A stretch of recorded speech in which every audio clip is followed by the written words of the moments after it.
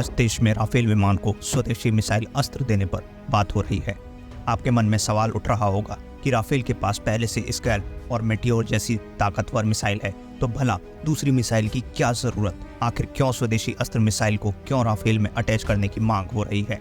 तो इसके पीछे है वो धोखा जिससे सबक लेकर भारत अपनी रक्षा तैयारियों को आत्मनिर्भर बना रहा है। आपको अमेरिकी धोखे के बारे में बताएंगे, लेकिन उससे पहले राफेल के लिए जिस अस्त्र मिसाइल की बात हो रही है उसकी ताकत और खासियत के बारे में भी बता दें।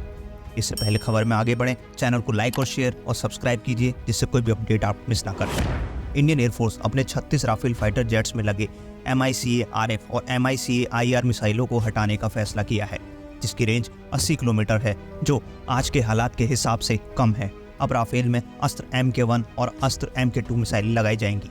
किसी भी लड़ाकू विमान की असली ताकत उसमें लगे हथियार होते हैं। जिस फाइटर जेट में मॉडर्न तकनीक और नेक्स्ट जनरेशन वेपन होंगे, वही युद्ध जैसे हालात में गेम चेंजर साबित होंगे। आपको याद होगा, बालाकोट एयर स्ट्राइक के समय 2 मिराज 2000 फाइटर जेट्स ने 8 पाकिस्तानी JF-17 फाइटर जेट्स के साथ डॉग फाइट की थी। उस दौरान MICA मिसाइल की रेंज की वजह से उन पर हमला करने में दिक्कत आई थी, इसलिए इन फाइटर जेट्स में अस्त्र मिसाइलों के इस्तेमाल की बात की जा रही है। Astra missile beyond visual range air to air missile है, यानी जहां पायलट की नज़र नहीं जाती वहां पर भी ये मिसाइल दुश्मन को राख में मिला देगी। अस्त्र मिसाइल की रेंज 100 किलोमीटर है, वहीं अस्त्र मिसाइल 2 में इस रेंज को 160 किलोमीटर तक बढ़ाया गया है, जबकि इसका एडवांस वर्जन 300 किलोमीटर की मारक क्षमता वाला होगा। भारत की ओर से राफेल में अस्त्र मिसाइल लगाने के कदम को डिफेंस सेक्टर में मेक इन इंडिया के लिए बड़ी सफलता माना जा रहा है, क्योंकि इसके बाद भारत में बने हथियारों के लिए ग्लोबल मार्केट खुल जाएगा। अस्त्र मिसाइल की सबसे खतरनाक बात है जो कि है इसकी रफ्तार। ये 4.5 मैक की स्पीड से दुश्मन की ओर बढ़ती है, यानी 5556 किलोमीटर प्रति घंटा की स्पीड। अब आप समझ सकते हैं कि इतनी तेज रफ्तार से अटैक होने पर दुश्मन का बचना नामुमकिन हो जाएगा। अस्त्र MKI की ओर से खास बात यह है कि इसे टारगेट की तरफ छोड़ने के बाद हवा में ही इसकी दिशा को बदला जा सकता है। ऐसा इसलिए क्योंकि ये fibre optic gyro best inertial navigation system पर चलती है, यानी हम डेटा लिंक के जरिए निर्देश देकर मिड कोर्स अपडेट कर सकते हैं।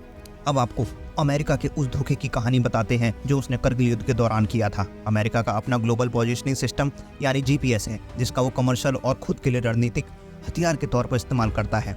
युद्ध के दौरान या जासूसी के लिए अपने फायदे के हिसाब से इसका इस्तेमाल भी करता है। अमेरिका ने साल 1999 में कारगिल युद्ध के दौरान इसी GPS को ब्लॉक कर भारत की पीठ में छुरा भोगा था। भारत को अगर GPS सर्विस मिलती तो गाइडेड मिसाइलों से हमले कर ऊंचाई पर बैठे पाकिस्तानी सैनिकों को काफी पहले ही खदेड़ा जा सकता था। भारत अब अमेरिकी GPS से अपनी निर्भरता हटाने के काफी करीब पहुंच गया है। भारत ने खुद के उपग्रह आधारित नेविगेशन प्रणाली नाविक को लॉन्च किया है। अभी तक नाविक सिस्टम आम लोगों के लिए उपलब्ध नहीं था, लेकिन यह जल्द ही बदलने वाला है। अब आप समझ गए होंगे कि रक्षा क्षेत्र में आत्मनिर्भरता क्यों जरूरी है। अगर देश में ही ताकतवर हथियार तैयार होंगे तो किसी के सामने हाथ फैलाने की जरूरत नहीं होगी।